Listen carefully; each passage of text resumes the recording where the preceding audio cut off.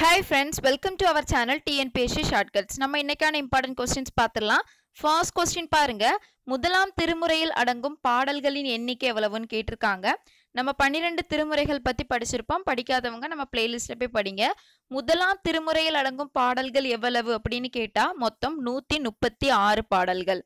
ரெண்டாவது கொஸ்டின், ஆறாம் திருமுறையில் அடங்கும் பாடல்கள் எவ்வளவு அப்படின்னு கேட்டிருக்காங்க. ஆறாம் திருமுறையில் அடங்கும் பாடல்கள் மொத்தம் 99. மூணாவது கொஸ்டின், திருச்சாளல் பாடியவர் யார் அப்படின்னு கேட்டிருக்கு. சம்பந்தர், அப்பர், சுந்தரர், மாணிக்கவாசகர். திருச்சாளல் பாடியவர் யாருன்னு பார்த்தீங்க அப்படின்னா மணிவாசகர். அடுத்த கொஸ்டின், முள்ளிச்செடிக்கு முத்தி அளித்தவர் யார் அப்படின்னு கேட்டிருக்கு. உமாபதி சிவாச்சாரியார், மேற்கண்டார், மணவாசம் கடந்தார், சேக்கிலார் அப்படின்னு சொல்லியிருக்கு. முள்ளிச்செடிக்கு முக்தி அளித்தவர் உமாபதி சிவாச்சாரியார். அடுத்த கொஸ்டின் பாருங்க, அறிவிக்காமலே அறியும் தன்மை கொண்டது எது அப்படின்னு கேட்டிருக்காங்க. அறிவிக்காமலே அறியும் தன்மை கொண்டது பதி, அதாவது இறைவனை சொல்லியிருக்கு.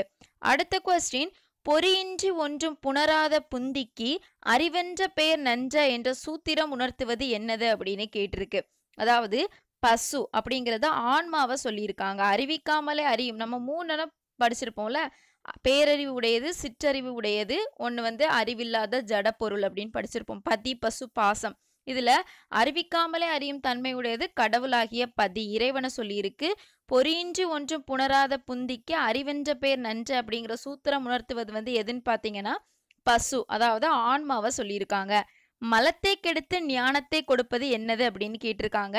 அதாவது தீட்சை. தீட்சையில தான் என்ன சொல்லுவாங்க அப்படின்னா, நமக்கு இருக்கக்கூடிய கெட்ட விஷயங்களை எல்லாத்தையுமே போக்கி நல்ல விஷயங்களை நமக்கு அளிப்பது தான் என்ன சொல்லுவோம் அப்படின்னா தீட்சை அப்படின்னு சொல்லுவோம். தீட்சை கான்செப்டும் படிச்சுக்கோங்க, அதுல இருந்து நிறைய கொஸ்டின்ஸ் கேட்பாங்க.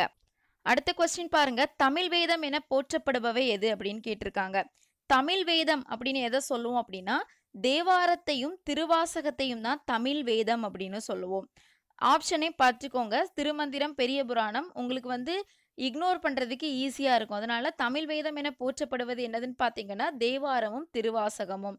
அடுத்தது கொஸ்டின், சார்ந்ததன் வண்ணமாதல் இது பதியின் இயல்பா, ஆணவத்தின் இயல்பா, மாயையின் இயல்பா, பசுவின் இயல்பா அப்படின்னு கேட்டிருக்கு.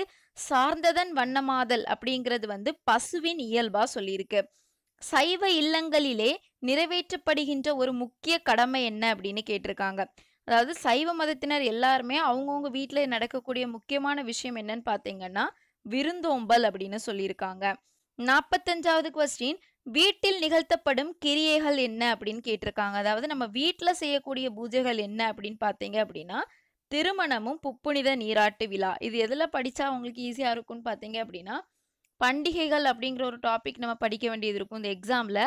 அதில் உங்களுக்கு இந்த கொஸ்டின்ஸ் எல்லாமே வரும். அதாவது கோவிலில் நடக்கக்கூடிய பூஜை முறைகள் என்ன, அதே திருவிழாவில் நடந்தால் என்ன பூஜை முறைகள்லாம் நடத்துவாங்க, அதே மாதிரி பிரம்மோற்சவம் அப்படின்னா அது எந்த சாமிக்கு எந்த முறையில் நடத்துவாங்க, வீட்டில் நடத்தக்கூடிய பூஜைகள் என்ன, கோவிலில் நித்திய பூஜைனா என்ன, நைமித்திய பூஜைனா என்ன, அந்த மாதிரி உள்ள விஷயங்கள் எல்லாமே அந்த பண்டிகைகள் அப்படிங்கிற கான்செப்டில் இருக்குது.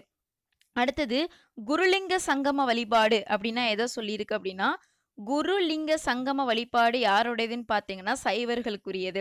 அதாவது சைவ மதத்தினர் அப்படின்னாலே சிவனை வணங்கக்கூடியவங்க தான். அப்போ சிவன்னா லிங்கம் அப்படிங்கிறது அதிலே வந்துடும். ஸோ குருலிங்க சங்கம வழிபாடு சைவர்களுக்குரியதா சொல்லியிருக்கு. மனிதராக பிறந்த ஒவ்வொருவரிடமும் இருக்க வேண்டிய 2 பிரதான பண்புகள் என்ன அப்படின்னு கேட்டிருக்காங்க. மனிதனா பிறந்தா இருக்கக்கூடிய ஒவ்வொரு விஷயம் 2 விஷயங்கள் முக்கியமான விஷயங்கள் அப்படின்னு சொன்னா பணிவும் இன்சொல்லும் இருக்கணும் அப்படின்னு சொல்லியிருக்கு. சைவ நெறியில் மேலாக மதிக்கப்படுவது என்னது அப்படின்னு கேட்டிருக்கு. சைவ நெறியில மேலாக மதிக்கப்படுவது என்னதுன்னு கேட்டா அன்பு. மாதொரு பாகனார் என குறிப்பிடப்படுபவர் யார் அப்படின்னு கேட்டிருக்கு. மாதொரு பாகனார் என குறிப்பிடப்படுபவர் சிவபெருமான். மாதொரு பாகனார் யாரு? சிவபெருமான். தம்பிரான் தோழன் என அழைக்கப்படுபவர் யார் அப்படின்னு கேட்டிருக்கு. தம்பிரான் தோழன் என அழைக்கப்படுபவர் சுந்தரர்.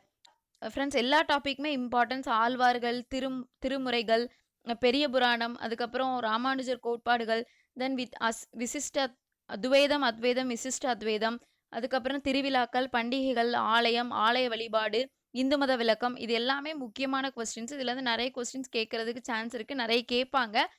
ஸோ நீங்கள் ஃபர்ஸ்ட் பேப்பர்லேயும் ஸ்ட்ராங்காக இருந்துக்கோங்க, செகண்ட் பேப்பர்லேயும் ஸ்ட்ராங்காக இருந்துக்கோங்க. அப்போ ஈஸியாக கிளியர் பண்ணலாம்.